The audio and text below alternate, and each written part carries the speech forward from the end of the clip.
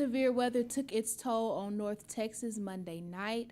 A storm hit the Dallas-Fort Worth area before it moved into East Texas. There was a tornado warning near Midlothian, south of the Metroplex. Video shows a few vans that were flipped over. The National Weather Service estimated that the wind was at least 80 miles per hour in that area. And an East Texas resident died in what became overnight storms. 71-year-old W.M. Solomon died during the storms that passed through the city of White House early Tuesday morning. White House Mayor James Wansley said a tree was pushed by the storm and fell across Solomon's home. The National Weather Service was on the scene to determine the nature of this weather event.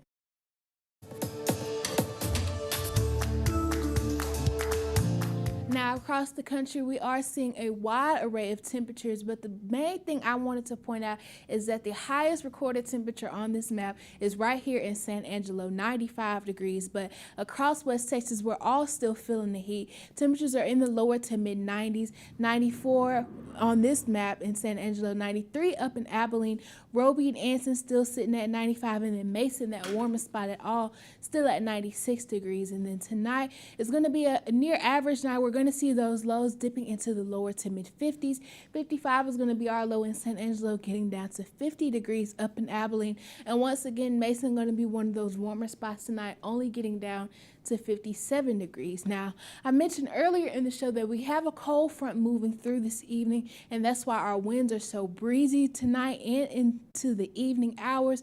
But that once that front passes, we are going to see more seasonal temperatures going into the rest of our work week before we're back on that warming trend in the weekend. I'll have a little more on that in a second, but regardless of these cooler temperatures, we're still going to be dealing with elevated to critical fire weather conditions for the rest of the next 5 days. Now, here's a look at tomorrow, specifically what we're looking at.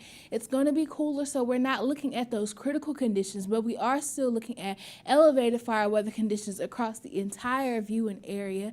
And to give perspective on what the rest of the week is going to be looking like, this is about now this cold front still north of us in the Texas Panhandle. It will quickly move south of us overnight, and to start the day on Wednesday, we're already going to be starting the day with these breezy winds. These yellow and green hues on the wind profile shows how fast those wind speeds are moving, but we're going to see that front continue to push southward tomorrow evening, and then throughout the day on Wednesday into the rest of the week, we're going to continue to see those cooler temperatures thanks to this upper level trough sitting overhead that's going to continue to pump in their cooler northerly air, but winds are still on the breezy side, and that's why we're going to continue to see those fire weather conditions over the coming days. But as early as Friday, we'll see a surface high pressure making its way into southern Texas, and then this upper level trough will start to move east, and as that moves east, we're going to see upper level ridging come into the picture by weekend, helping us warm back up into those mid 80s. But yet again,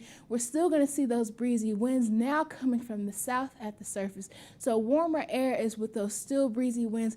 We could be seeing critical fire weather conditions going into the weekend, but thankfully we are looking at some isolated rain chances going into the start of next week. But by this time next week, we're going to be back to business with temperatures in the lower 90s. Back to you, Esmeralda.